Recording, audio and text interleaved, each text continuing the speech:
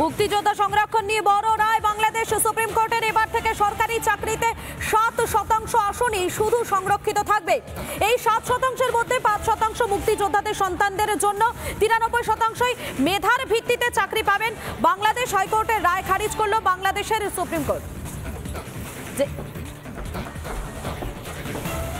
যে খবর আপনাদেরকে জানাচ্ছি, মুক্তিযোদ্ধাদের সংরক্ষণ 30 থেকে কমে এবারে দাঁড়াচ্ছে 5%। মুক্তিযোদ্ধাদের জন্য সংরক্ষণ কমলো প্রায় 25%। গতকালই আমরা দেখেছিলাম বাংলাদেশের সুপ্রিম কোর্ট সেই রায় দিয়েছিল এবং সেই রায়ের পরে পরিস্থিতি কি হয় সেদিকে তো আমাদের প্রত্যেকটা মুহূর্তে নজর থাকছে। তবে বাংলাদেশের সুপ্রিম কোর্টের এই যে ঐতিহাসিক রায়, সেখান থেকে যেমনটা জানা যাচ্ছে এখনো পর্যন্ত বাংলাদেশের সংরক্ষণের এই মুহূর্তে স্ট্রাকচারটা ঠিক কেমন হলো সেটা একবার আপনাদের দেখায়। সংরক্ষণের সুপ্রিম রায় মুক্তিযোদ্ধাদের জন্য এর আগে 30% ছিল, কোটা ছিল 30%। সেটা গতকালকের যে রায়, সেই রায়ের পর হলো 5%, অর্থাৎ 25% কমে গেল মুক্তিযোদ্ধাদের সংরক্ষণের যে কোটা ছিল সেই কোটা। এরপরে আসি মেধার ভিত্তিতে। মেধার ভিত্তিতে এর আগে 44% সংরক্ষণ ছিল।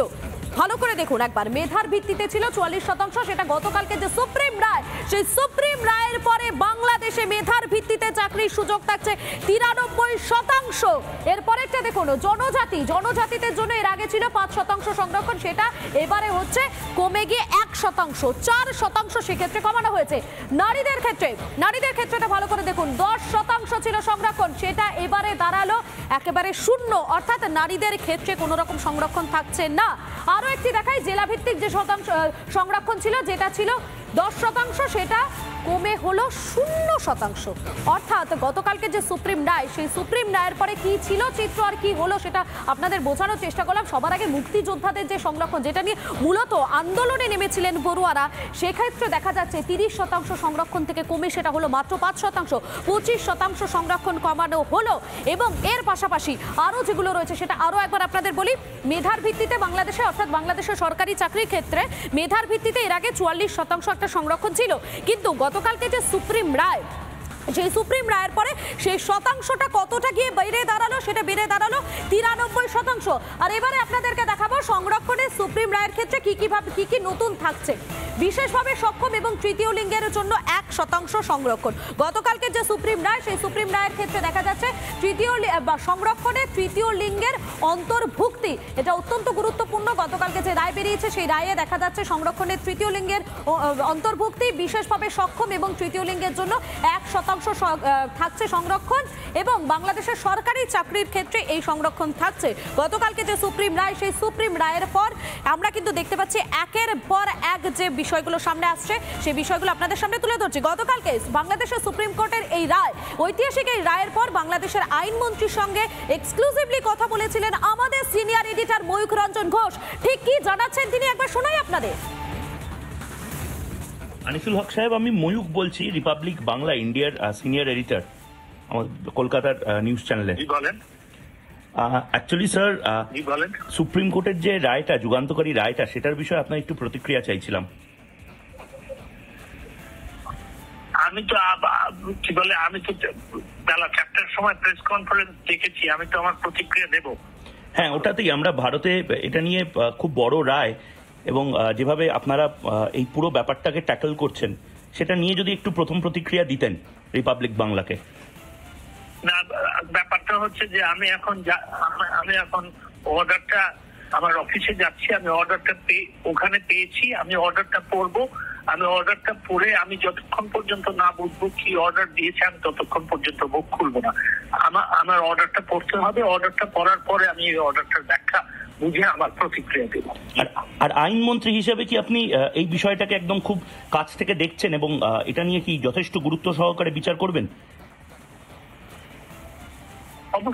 অবশ্যই। তার কারণ হচ্ছে যে দেখেন, এই 2018 সালের পরিপত্র দিয়ে মাননীয় প্রধানমন্ত্রী কিন্তু কোটা প্রথা বাতিল করেছিলেন, এবং সেই কোটা প্রথা বাতিল ছিল এই হাইকোর্টের দ্বৈত বেঞ্চের রায়ের আগ পর্যন্ত।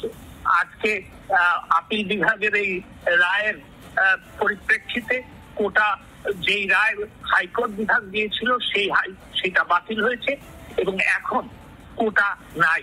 কিন্তু তারপরেও আমি শুনেছি, সংবাদ মাধ্যমে জেনেছি যে আপিল বিভাগ কিছু তাদের নিজস্ব বক্তব্য দিয়েছেন তাদের আমাদের সংবিধানের 104 অনুচ্ছেদের ক্ষমতা বলে। আমাকে সেটা দেখতে হবে, আমাকে সেটা বুঝতে হবে, এবং তারপরেই আমি এটা ব্যাপারে সুস্পষ্ট মতামত দিতে পারবো। আপনার কি মনে হয় যে যে নৈরাজ্যটা চালানো হচ্ছে এটা ছাত্র আন্দোলনের নামে কোথাও গিয়ে বৈদেশিক শক্তির হাত থাকতে পারে, যারা বাংলাদেশকে অশান্ত করার চেষ্টা করছে বাইরে থেকে? দেখেন, এটা আমি বাংলাদেশের আইনমন্ত্রী, আমি তথ্য প্রমাণ ছাড়া কোনো বক্তব্য দেওয়াটা আমার জন্য বোধহয় রেসপন্সিবল স্টেটমেন্ট হবে না। আমি যেহেতু সম্পূর্ণ তথ্যাদি আমার হাতে প্রমাণাদি নাই, সেহেতু আমি কাউকেই আমি বলবো না যে বৈদেশিক কোন শক্তি এটা করছে। আমি এটা এখন বলতে পারবো না। আমার কাছে যদি তথ্য প্রমাণাদি আছে তাহলে আমি বলবো। ধন্যবাদ।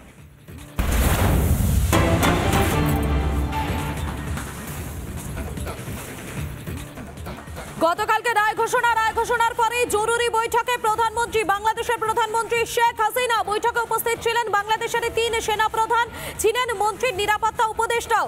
পরিস্থিতি নিয়ন্ত্রণে আনতেই বৈঠকে বসেন শেখ হাসিনা। দেখতে পাচ্ছেন আপনারা গতকালকে বাংলাদেশের যে সুপ্রিম কোর্টের রায় ঘোষণা, সেই রায় ঘোষণার পরই জরুরি বৈঠকে বসেন বাংলাদেশের প্রধানমন্ত্রী শেখ হাসিনা। বৈঠকে উপস্থিত ছিলেন বাংলাদেশের 3 সেনা প্রধান, উপস্থিত ছিলেন মন্ত্রীর নিরাপত্তা উপদেষ্টাও। বাংলাদেশের যে সার্বিক পরিস্থিতি রয়েছে সেই সার্বিক পরিস্থিতি নিয়ন্ত্রণে আনতেই বৈঠকে বসেন শেখ হাসিনা। আপনারা দেখতেই পাচ্ছেন, সেই ছবি আপনাদের সামনে তুলে ধরার চেষ্টা করছি। গতকালকে বাংলাদেশের সুপ্রিম কোর্ট এবং সেই সুপ্রিম কোর্টের রায় ঘোষণার পরই জরুরি বৈঠকে বসেন বাংলাদেশের প্রধানমন্ত্রী শেখ হাসিনা। বৈঠকে উপস্থিত ছিলেন বাংলাদেশের 3 সেনা প্রধানও, ছিলেন মন্ত্রীর নিরাপত্তা উপদেষ্টা। সার্বিক পরিস্থিতি নিয়ন্ত্রণে আনতেই বৈঠকে বসেন শেখ হাসিনা।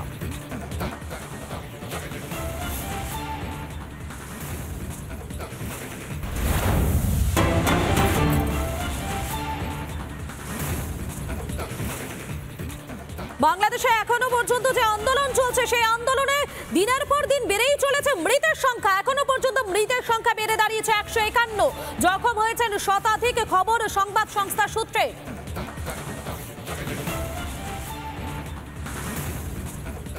যে ছবি আপনাদেরকে দেখাচ্ছি বাংলাদেশে, সেখানে আন্দোলনকে কেন্দ্র করে কার্যত একটা রণক্ষেত্র পরিস্থিতি তৈরি হয়। সেই আন্দোলনে এখনো পর্যন্ত মৃতের সংখ্যা 151, জখম হয়েছেন শতাধিক, খবর সংবাদ সংস্থা সূত্রের। আমরা দেখতে পাচ্ছি গত 17 জুলাই থেকে বাংলাদেশের পরিস্থিতি একেবারে রণক্ষেত্র হয়ে ওঠে। সেখানে আন্দোলনকে কেন্দ্র করে, কোটা বিরোধী আন্দোলনকে কেন্দ্র করে রণক্ষেত্র চেহারা নেয় বাংলাদেশের সার্বিক পরিস্থিতির দিকে আমরা প্রত্যেকটা মুহূর্তে নজর রাখছি। বাংলাদেশের পরিস্থিতি নিয়ে বাড়ছে উদ্বেগ, বাড়ছে মৃতের সংখ্যা, জখম একাধিক। বাংলাদেশের রক্তক্ষয়ী আন্দোলনে বিএনপি জামাত যোগ। সোশ্যাল মিডিয়ায় বিস্ফোরক পোস্ট প্রধানমন্ত্রী শেখ হাসিনার ছেলে সজীব ওয়াজেদের। এতগুলো মৃত্যুর তদন্তে বিচার বিভাগীয় কমিশন গঠন বাংলাদেশ সরকারের। অত্যন্ত গুরুত্বপূর্ণ যে খবর এই মুহূর্তে আপনাদেরকে জানাচ্ছি। সোশ্যাল মিডিয়ায় একটি বিস্ফোরক পোস্ট করেছেন বাংলাদেশের প্রধানমন্ত্রী শেখ হাসিনার ছেলে সজীব ওয়াজেদের, এবং সেখানে বাংলাদেশের এই যে রক্তক্ষয়ী আন্দোলন, সেই রক্তক্ষয়ী আন্দোলনে বিএনপি জামাত যোগ, সেই জামাত যোগের বিষয়টি তিনি সামনে এনেছেন। এবং এই এখনো পর্যন্ত যত মৃত্যু হয়েছে, অর্থাৎ এতগুলো মৃত্যুর তদন্তে বিচার বিভাগীয় কমিশন গঠন বাংলাদেশ সরকারের। বাংলাদেশের পরিস্থিতি নিয়ে দিনের পর দিন বেড়েই চলেছে উদ্বেগ, বাড়ছে মৃতের সংখ্যা, জখম হয়েছেন একাধিক। এবং এই পরিস্থিতির মাঝে সোশ্যাল মিডিয়ায় বিস্ফোরক পোস্ট করেছেন প্রধানমন্ত্রী শেখ হাসিনার ছেলে সজীব ওয়াজেদ।